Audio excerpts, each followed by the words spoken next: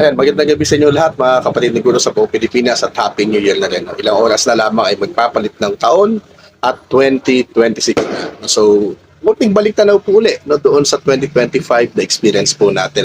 At marami pong nagtatanong sa akin, ano raw yung pinaka-tangible or impactful na gain natin nitong 2025? Marami din kasing magagandang nangyari nitong 2025. So tinatanong ng mga kapatid natin, ano raw ba yung may tuturing natin na pinaka-highlight sa lahat ng ito? Pero bago yan, babatiin ko po muna yung mga kapatid natin sa iba't ibang mga paaralan, sa iba't ibang panig din ng bansa. Unahin na po natin ang mga guro dyan po sa Lingunan National High School. Dito lang po sa Valenzuela City. Lalong-lalo na si kapatid na Angie Dizon. Gayun din po sa Tatala Elementary School dyan po sa Binangonan, Rizal. Lalo na po kay kapatid na Olivia Soriano Lopez. Sa Casla Elementary School, SDO Bayawan City. At pagbati po kay kapatid na Luz Miminda Reyes Barot. Ganun din sa mga kapatid ho natin dyan sa Bunlao Elementary School, San Jose, South District Occidental, Mindoro. No? Lalo na kay kapatid na Amalia Arbonel. Siyempre, babatin rin po natin yung mga guro at kawani sa Newton Quezon Elementary School sa Bago City. Lalo na kanilang AO si Ma'am Maria Carissa Holero. Siyempre, yung mga guro po natin dyan sa Matalava Elementary School and Aliwekwek Elementary School, dyan po yan pareho sa Lingayen, STO Pangasinan 1. Pagbati mula kay Ma'am Criza Season. Of course, ito pong Manawag National High School, dyan po sa Pangasinan 2, lalong-lalo na kapatid na Cristina San Rams. At yung mga guro po natin dyan naman po sa South sa Mariano Peralta Elementary School sa Malita, Davao Occidental. Lalong-lalo na ay kapatid na Beng Grande. Sa Kabatoan National High School sa Dulag, Leyte, lalo na ay kapatid na Salve. And of course, ang paaralan po na lagi kong pinupunta ng mga nakaraan dyan po sa Central Luzon, ang Pampanga High School dyan po sa City of San Fernando, lalong-lalo na po kay kapatid na Chandy Santos.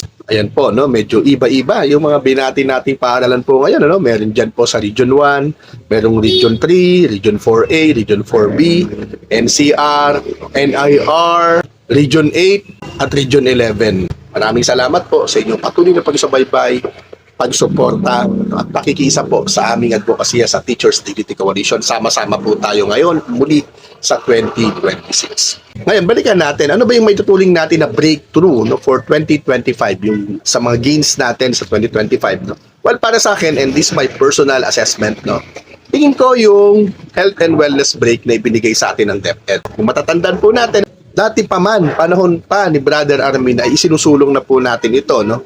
At meron po tayong isang tagumpay dito, no? Merong isang taon, no? Hindi ko ma-recall kung kailan, na ginawang optional yung inset. At marami rin naman na option, no, na hindi na ito ituloy. Pero ngayon po, yung masabi po natin na pinaka maganda. Ito as early as sabi ko nga po, noon pa, no, ng mga nakalipas, di ba? But for this school year, as early as March ay formal po natin itong hiningi sa DepEd sa pamamagitan ng isang panukala. Sabi nga po natin, dapat institutionalize, no, na kada quarter ay merong health break. May record po tayo dyan.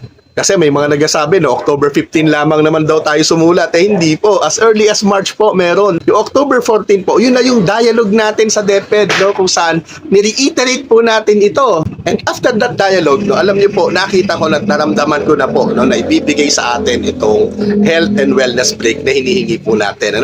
Few days leading to October 22 po, no, ay mapapansin ninyo, ang dami ko na, nag-commit na ako, no, sa mga humihingi ng inset talks. Diba? So, nag-overlap na. Pero sabi ko, sige, no, gawa na lang natin ang paraan kung sakaling ituloy yung inset. But that time, alam ko na po, no, base sa sagot ng aking mga kausap sa central office, alam ko na ibibigay sa atin yung wellness break. In fact, nung umaga ng October 22, that day na nilabas yung memo ay meron pa nga akong isang video. Sinasabi ko, no, na positive ito. At anumang oras ay ibibigay sa atin yung info from the central office. At hindi nga po tayo nagkamali. Kinahapunan po ay naglabas na nga ng memorandum ang central office na yung inset week supposedly ay gagawing wellness break ng ating mga guro. And the rest is history. Well, alam natin na ito ay limited games, no? Or pwede nating masabi na small victory. Pero meron tayong malalaking mga aral na pwedeng makuha o mahalaw dito po sa pangyayari. No? So, bakit ko po hina-highlight? Kasi dito po nakita natin kung paano nag-clamor yung mga teacher. Nakita po natin, no, doon sa nilabas po natin ng mga survey, doon sa mga nakikita po nating posts, no, ng mga teacher po natin, no, doon sa mga comments, no, every time na meron po tayong mga videos or live, nakita po natin ito na matindi po talaga yung clamor. Bagamat, no, hindi naman tayo umabot sa mga rally or what. Ito yung tinatawag po natin na collective desire, no? And collective action na rin, ano, ng ating mga guro, di ba? Na pinakinggan naman ng DepEd. So patunay po, no, na kung meron tayong gustong sabihin, meron tayong gustong gawin, sabihin natin ito ng maayos, magpresenta po tayo. Ilatag natin doon yung rasyonal at kung ano yung maaring maitulong nito, no, doon sa ating sektor. At tsak po mapakikinggan tayo. O hindi, well, we will take the necessary actions. No? Kung hindi sapat yung mga dialogue, yung mga sulat, yung mga Facebook posts, yung mga statements sa media, yung mga surveys, ganun po ang ginagawa po natin parate. Kasalukuyan po ay nakikipag-usap pa rin tayo sa central office na gawin na nga itong institutionalized. Hindi lang ito one-time response. Dapat sa school year 2026-2027 po ay embedded na ito sa ating school calendar. So yun lamang po. Magandang gabi.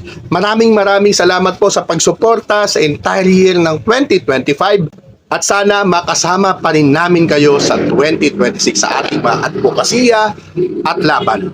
Happy New Year po mga kapatid. And again, please join TDC. Promise, masaya dito. Maraming salamat po.